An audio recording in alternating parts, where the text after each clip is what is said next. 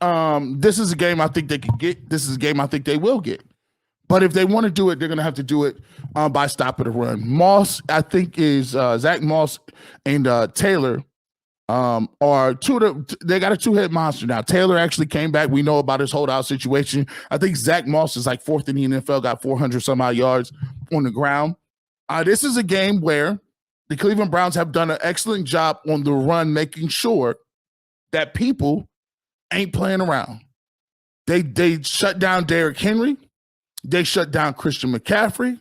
Joe Mixon didn't do anything. Najee Harris didn't do anything. In the run game, they've been historically great. Now it comes a game on turf. Now you're going to get a Moss and Taylor is a home run hitter. He's one of the fastest backs in the league. If you miss him, he's out the back door. One of the things that we want to do is eliminate the big plays when it comes to this. Everybody up front. I was talking to Bernie Kosar, and he was talking about the old Buddy Ryan 46 defense. Got the line at the line of scrimmage. You got the strong safety up there, buttered up against the tight end, not letting guys move, do anything. This might be a game where the Cleveland Browns say, look, if you thought we had a lot of people in the box against the 49ers, just think what we going to do. Just think what we got for the Colts. Just think what kind of smoke we got for the Colts. That's an 8-9 man box game right there. And you got guys that are on the outside and corners who definitely have the matchup perspective. Emerson coming off his first interception. Denzel Ward playing well last week. Now, Greg Newsome did not practice yesterday. I'm waiting to see what the scouting report or the injury report is on him. But, they got Josh Downs. I like him as a young receiver. But besides that, the Browns, up and down the rosters and the depth chart have the advantage when it comes to the Colts offense versus the Browns defense. If you can shut these guys down, you can have a situation where you want to make Gardner Minshew beat you in the pass game. And you already know what that is. You have nothing for that in terms of stopping the pass rush, rotating those guys in. But it's all going to start on the first and second down. I don't know who was talking about this, but they talked about how 49ers talked about, the Browns defense and what made the Browns defense so good.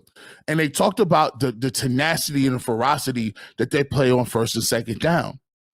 They talked about how they changed the line of scrimmage. Their goal is to get their heels at 2-3 yards in the backfield.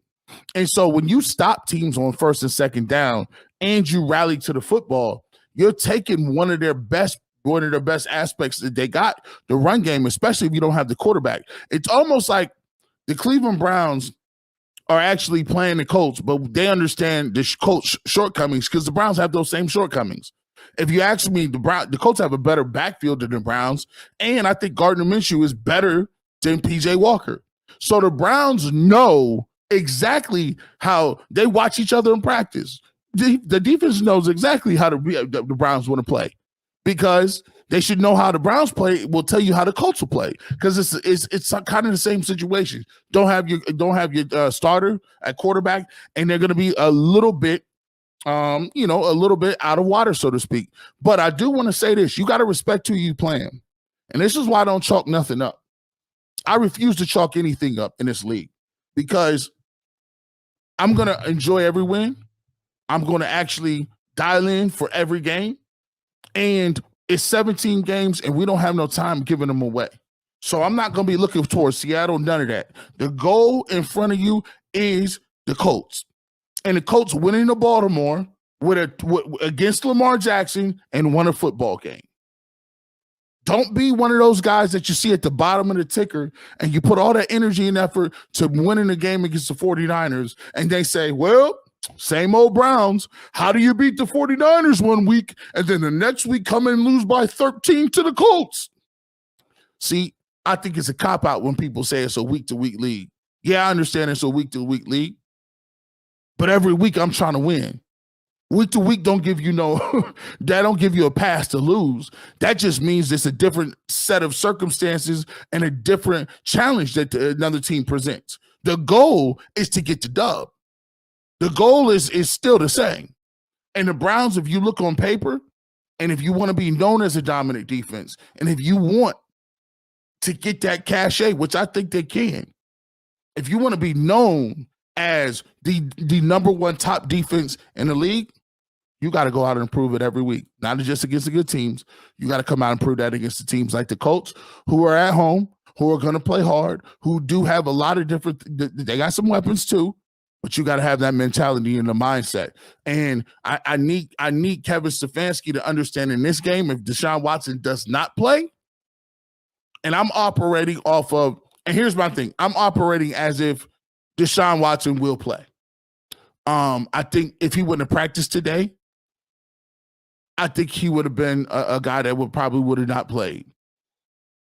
I think he will play, which tells me that if you do have a Deshaun Watson, you need to augment the game plan a little bit. I come back right with the PJ Walker game plan. We ain't doing nothing crazy. We ain't doing nothing spectacular. If you come back with the PJ Walker plan for Deshaun Watson, the passes that he missed, and Mark Cooper was wide open. The pass he missed to Elijah Moore, and he was wide open. The times he didn't see the check down over there wide open, Deshaun Watson should hit those plays. And if he hits those plays and we run for 150, 160 yards, Cleveland Browns get up out of there with a win. But one thing I don't want to see, Kevin, don't make me take this back. I gave you a signature win against the 49ers. Do not have this man, I repeat, do not have Deshaun Watson out there dropping back 5 to 7 step drops, passing the ball 45 times when he just came off an injury. He has a tear in his shoulder. Come on. Don't make me go that route. I think we're all a little smarter now. I think we're past that. But do not relapse on that playbook. Please don't do it. Because I seen you do it with Baker. I'm like, I could have swore this dude was hurt. Why are you dropping back 46 times? If he plays complimentary football, that means we're going to keep the ball away from you. And we're going to use our assault on defense to stop what you do best. Cleveland Browns will come out of there with a win.